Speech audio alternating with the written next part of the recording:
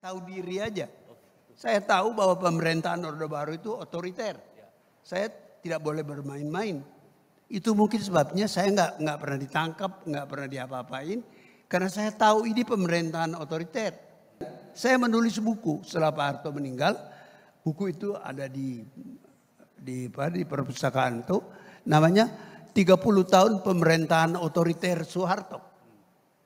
Dan kepada perwira-perwira TNI saya mengatakan yang merusak ABRI itu adalah Pak Harto. Dan kalian mengalami false consciousness. Kesadaran palsu. Ini istilah Karl Marx. Kesadaran palsu. Seakan-akan Pak Harto itu mewakili kalian. Padahal Soeharto itu mewakili diri, keluarga dan kroninya. Kalian diperalat. Di buku saya itu, saya adalah orang yang berhasil menginterview Jenderal Benny Murdani. Ya. Benny itu tidak pernah terima wartawan cerita soal pribadi. Dia cerita pada saya. Misalnya dia bilang kepada saya, kok aneh saya dituduh anti-Islam. Yang anti-Islam itu Soeharto.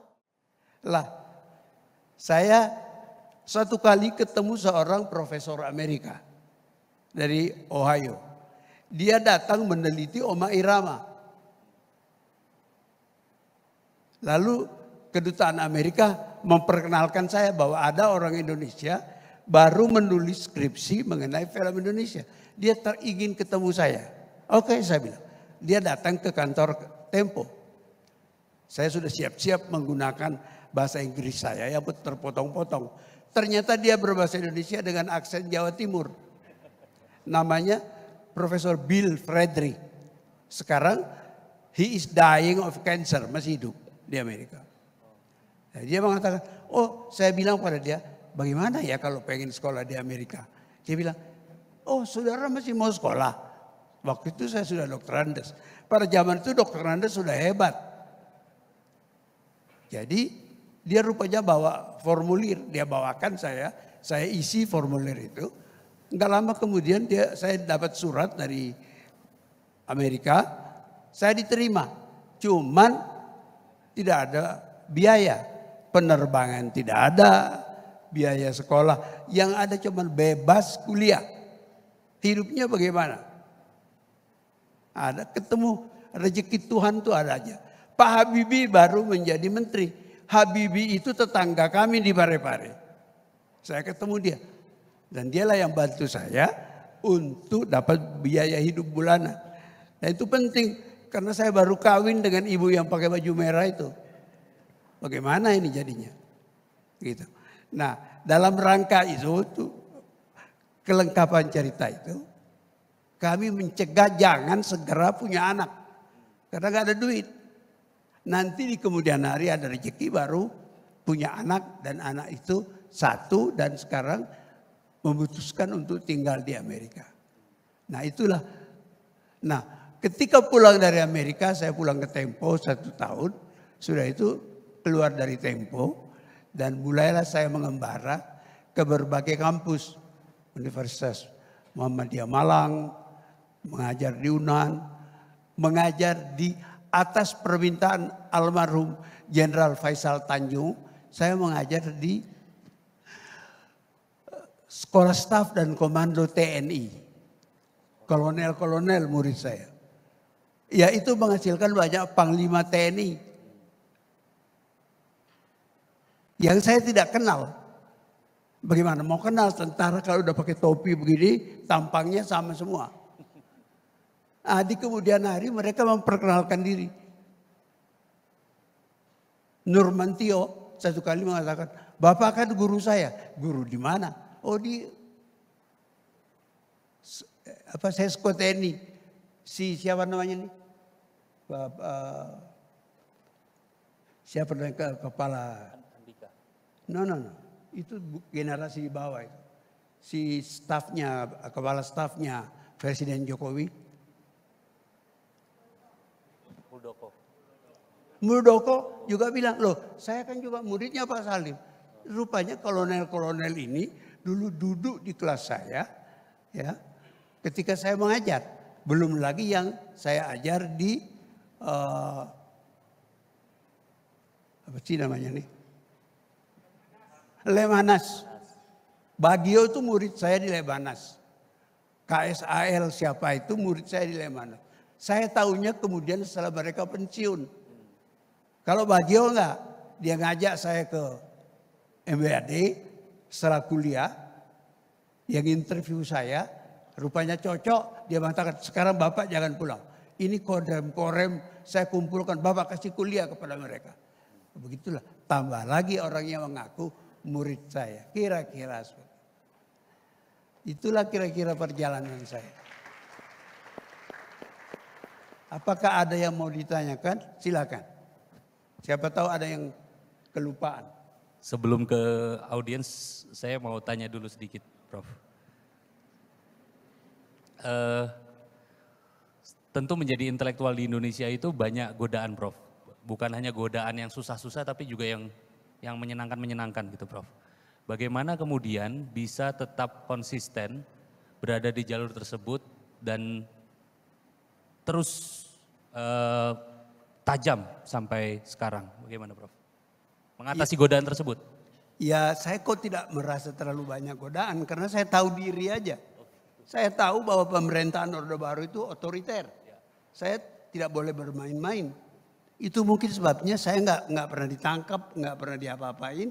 Karena saya tahu ini pemerintahan otoriter. Dan karena saya tinggal di Jakarta lebih tahu. Nah ini bedanya.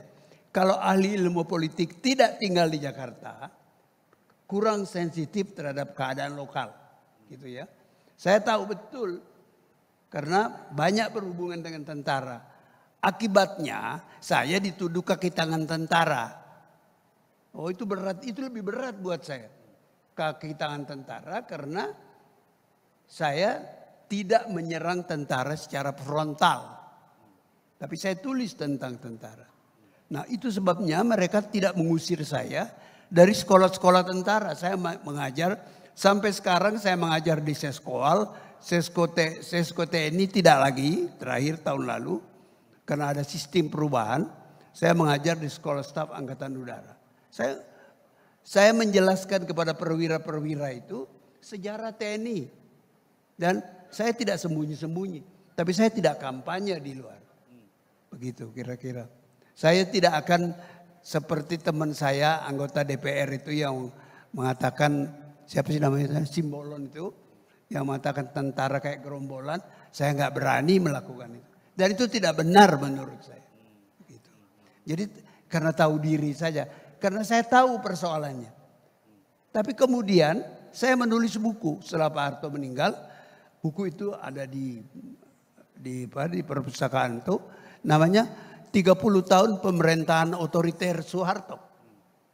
Dan kepada perwira-perwira TNI saya mengatakan yang merusak ABRI itu adalah Pak Harto. Dan kalian mengalami false consciousness, kesadaran palsu. Ini istilah Karl Marx, kesadaran palsu. Seakan-akan Pak Harto itu mewakili kalian. Padahal Soeharto itu mewakili diri, keluarga dan kroninya. Kalian diperalat. Sekarang berani ngomong gitu. Dan tidak apa-apa. Kalau dulu kan saya bisa ditangkap. Oke, good. Satu lagi, Prof. Apa bedanya menjadi intelektual di berbagai zaman seperti misalnya di era Orde Baru tantangannya seperti apa? Lalu sekarang ini tantangannya seperti apa yang Prof di kacamata Profesor? Oke. Di zaman Orde Baru itu, bagian pertama Orde Baru itu kita semua pendukung Orde Baru. Saya pendukung Orde Baru. Ya, kita pendukung Pak Harto. Waktu itu sebagai ilustrasi, tiap lebaran saya ikut datang ke rumah Pak Harto. Dan kalau pulang bawa cerutu-cerutu, karena banyak cerutu di rumah itu. Di rumah presiden. Tapi sejak tahun 70-an, saya nggak datang lagi. Saya ditanya oleh bos saya waktu itu, Brigadir Jenderal Sugandi, kenapa anak-anak nggak datang lagi? Saya kan selalu datang bersama keluarga Sugandi. Enggak Pak, saya bilang. Pak Harto merasa ini semua miliknya dia. Tapi saya belum belajar militer waktu itu. Saya belum ke Amerika. Nah di kemudian hari baru saya sadari bahwa ya itu yang saya tulis. Kemudian bahwa tentara mengalami false consciousness. Kesadaran palsu. Contoh yang bagus adalah Jenderal Sumitro, Pangkop Kamtib. Tapi Sumitro kemudian menyadari itu dan dialah yang memulai kampanye supaya Indonesia di presidennya sipil. Oke, itu Pak Harto masih berkuasa. Dan pada saat itu di kalangan perwira senior sikap kritis kepada Pak Harto itu muncul. Tapi enggak, mereka tidak bisa apa-apa karena Pak Harto pinter. Di buku saya itu, saya adalah orang yang berhasil menginterview Jenderal Benny Murdani. Ya. Benny itu tidak pernah terima wartawan cerita soal pribadi. Dia cerita pada saya. Misalnya dia bilang kepada saya, kok aneh saya dituduh anti-Islam. Yang anti-Islam itu Soeharto. Nah, saya telusuri itu dan saya jelaskan di buku saya itu. Jadi kalau Anda mau tahu sejarah hubungan Soeharto, Islam dan Benny Murdani ada di buku saya itu. Dengan diceritakan dengan akademik, bukan dengan kebencian. Gitu. Saya masih ingin, mudah-mudahan ada waktu untuk menulis lebih jauh, bahwa sebenarnya Sumitro ini aneh. Dia adalah orang yang tadinya sangat Soehartois, pro Soeharto. Tapi kemudian dialah yang menggelorakan sikap di kalangan tentara, sikap kritis terhadap Pak Harto. Sayang Pak Mitro meninggal sebelum Pak Harto turun. Kalau zaman sekarang Pak? Bagaimana? Zaman sekarang 20 tahun terakhir. Ya sekarang ini kan saya sudah tua dan udah bebas. Ya, orang nulis lebih galak dari saya. Bahkan anggota DPR bisa mengatakan tentara kayak gerombolan. Jadi seorang intelektual seperti saya yang sangat berhati-hati mungkin tidak lagi banyak yang bisa saya katakan. Tapi saya masih berkomentar. Saya masih suka diinterview televisi dan sebagainya. Saya tidak meredup, cuman saya merasa peranan saya itu sudah diperankan oleh banyak orang. Jadi desakan kepada saya tidak seperti dulu lagi. Dulu saya terdesak untuk menjelaskan ya dengan cara yang sangat civilized, cara beradab. Karena toh tidak ada gunanya galak-galak. Kita bisa ditangkap, tidak ada gunanya dan nggak ada media yang bisa muat karena orang takut.